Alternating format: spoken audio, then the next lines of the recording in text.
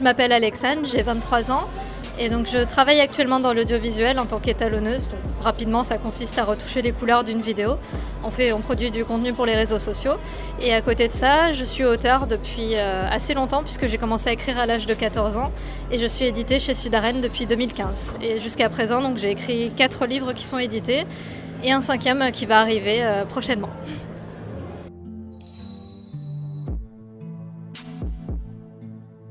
Alors la passion de l'imaginaire a toujours été là. C'est à la fois une passion et je dirais un exutoire, un échappatoire, puisque j'ai toujours trouvé que le monde actuel en fait était très autocentré, hypocrite. Et j'avais besoin tout simplement de m'évader. Je pense que dans la société actuelle, beaucoup de gens ont besoin d'évasion et c'est pour ça aussi qu'ils se tournent vers les conventions en général et vers la littérature de l'imaginaire. Donc ça a d'abord été un besoin de coucher un mal-être sur papier. Et ensuite, je me suis rendu compte assez récemment finalement que la lecture avait le pouvoir de redonner le sourire. Comme moi, par exemple, je lis pour finalement me faire du bien et m'évader. De plus en plus de mes lecteurs en fait reviennent me voir avec le sourire et ça fait très très plaisir et on se dit finalement si on peut, même si on fait pas finalement des millions de ventes, le fait d'avoir une personne qui va venir avec le sourire, moi ça va refaire ma journée. Et voilà, je vais offrir de l'évasion aux gens et je vais aussi les faire se questionner sur le monde qui nous entoure.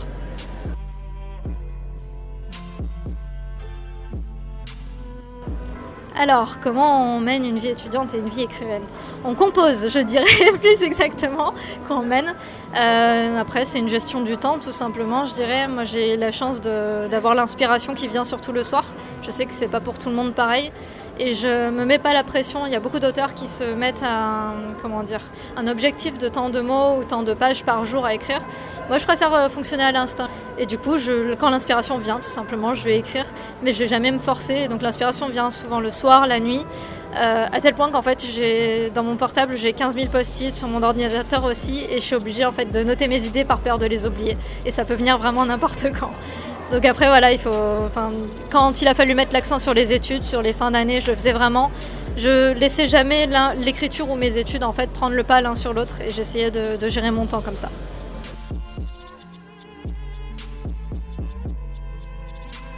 Alors Nolian du coup c'est de la fantasy.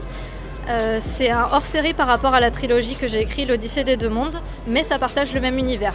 En revanche, comme ce sont deux histoires indépendantes, c'est vraiment comme par exemple le Hobbit pour le Seigneur des Anneaux. On peut le lire sans avoir lu la trilogie originale. Là, c'est exactement la même chose. Et c'est de la fantasy qui va se lire un peu comme un policier. Alors pour vous raconter rapidement l'histoire, on va suivre les aventures de Nolian, qui est un jeune garçon de 12 ans au début de l'histoire, qui a la particularité d'être né avec des dons qui surpassent ceux des dieux fondateurs. Donc ça va à la fois contrarier les dieux et forcément la société dans laquelle il vit. Puisque, comme dans la société actuelle finalement, tout ce qui est un petit peu différent, hors norme, on va avoir tendance à le mettre de côté, le rejeter. Et c'est ce qui va se passer pour Nolian, il va être totalement incompris. Et lui-même en fait va finir à cause de la société par se mépriser pour ses dons qui finalement à la base sont quelque chose de bien. Mais il va s'apercevoir qu'il le vit comme une véritable malédiction parce que personne ne veut lui accorder cette place qu'il mérite pourtant dans le monde dans lequel il vit. Donc il va grandir à l'écart de la société avec pour seul ami son cousin qui va finir par le trahir au début de l'histoire. Donc il va un petit peu avoir cette amertume envers le monde et il va se mettre à détester tout le monde. Et il va trouver une forme de délivrance dans sa rencontre avec un esprit venu d'un autre temps. Donc cet esprit-là s'appelle Thalem. Il a la particularité d'avoir vécu plusieurs millénaires avant Nolian, donc il a vécu une vie humaine. Et il se retrouve, pour une raison qu'il ignore, réincarné dans le monde de Nolian à son époque, mais sous une forme immatérielle. Et il n'a que son prénom en fait comme seul indice de sa vie antérieure. Il sait qu'il s'appelle Thalem, mais en dehors de ça, il ne sait pas ce qu'il fait là. Et forcément, comme il y a un écart de plusieurs millénaires, tout a évolué, que ce soit dans les mœurs, dans la technologie, etc. Donc il va se retrouver un petit peu perdu. Et il va rencontrer Nolian du coup dans ces circonstances un peu particulières. Ce qui va les réunir, parce qu'ils sont très opposés, c'est justement cette volonté de se trouver une identité et de se faire une place dans un monde qui ne veut pas leur en accorder une. Et l'histoire bascule au moment où les deux personnages vont un petit peu par hasard se découvrir le pouvoir de voyager dans le passé. En fait, ils découvrent l'existence d'artefacts qui sont des objets particuliers qui chacun renferme un morceau de la mémoire de cet esprit-là. Voilà.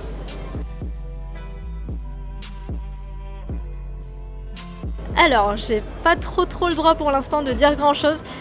J'ai un projet là qui est en deux. Alors, j'insiste sur le fait que ce soit 2 parties et pas 2 tomes, parce qu'à la base, c'est un roman que j'avais écrit en one shot, mais pour des raisons logistiques, qui a été coupé en 2 parce qu'il faisait plus de 900 pages. Donc, ça a été vraiment une volonté avec l'éditeur de rendre cette lecture accessible. Donc là, je sors des sentiers battus. Jusqu'à présent, j'ai fait que de la fantasy et j'avais envie d'explorer autre chose. Et je suis une grosse fan de tout ce qui est thriller psychologique. Donc je suis une grande fan de Death Note. J'ai adoré autant le manga que l'anime. Et j'avais envie de faire quelque chose, de m'en inspirer, mais voilà, de mettre ça à ma sauce et d'en faire un roman finalement. Donc le roman s'appelle Everlight West, qui est à la fois le titre du roman et le nom du personnage principal, qui est détective. Et donc là, ça va être du thriller psychologique sur fond d'anticipation. On est dans un futur proche qui est aussi probable. On n'est pas encore dans de la science-fiction. Et donc voilà, ça va se diviser en 2 parties et il va y avoir, sans trop en dire, un genre d'univers étendu. Il va y avoir vraiment une communication avec le lecteur, une interaction qu'on voit pas très souvent dans les livres, qu'on voit surtout dans les jeux vidéo en fait. Moi je suis quelqu'un d'assez geek aussi. Et il y a un jeu vidéo qui m'a beaucoup marqué qui s'appelle Doki Doki Literature Club, qui joue justement beaucoup sur le 4e mur, sur l'interaction. Est-ce qu'on s'adresse directement au personnage ou finalement au joueur? Et j'aime bien jouer aussi sur cette corde-là et laisser un peu justement le doute là-dessus. Donc le premier tome, la première partie devrait sortir d'ici la fin de l'année, début 2020. Et le deuxième donc, est terminé, corrigé. Et là je suis en train de travailler justement sur tout ce qui est couverture et sur l'univers étendu qui demande énormément de travail. Voilà.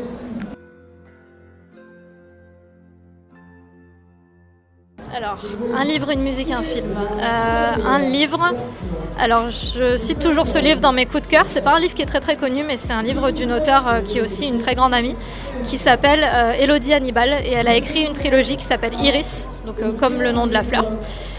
Les 2 premiers tomes sont sortis et c'est un livre qui, c'est simple, c'est le premier livre qui m'a fait pleurer en fait, tout simplement.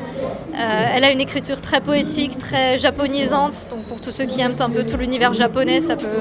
Il y a en fait une petite vibe manga animé que j'aime beaucoup et qui est assez difficile, je trouve, à retranscrire en tant que roman. Et elle met beaucoup de profondeur dans ses personnages et je pense que c'est ça aussi elle trouve le bon équilibre entre émotion et action. Donc pour le livre à conseiller, je dirais Iris. Une musique, c'est compliqué, j'en ai plein que j'adore. J'écoute énormément de musique. Alors je dirais une reprise de Crawling de Linkin Park, qui est un groupe que j'apprécie énormément. Et alors je me souviens plus du nom de la personne qui fait la reprise, mais la musique en elle-même, Crawling, est très puissante. Et d'ailleurs j'écris beaucoup avec de la musique et c'est une des musiques qui m'inspire le plus. Voilà. Un film, Le Seigneur des Anneaux direct. Ça, c'est pas de doute là-dessus. Merci à vous.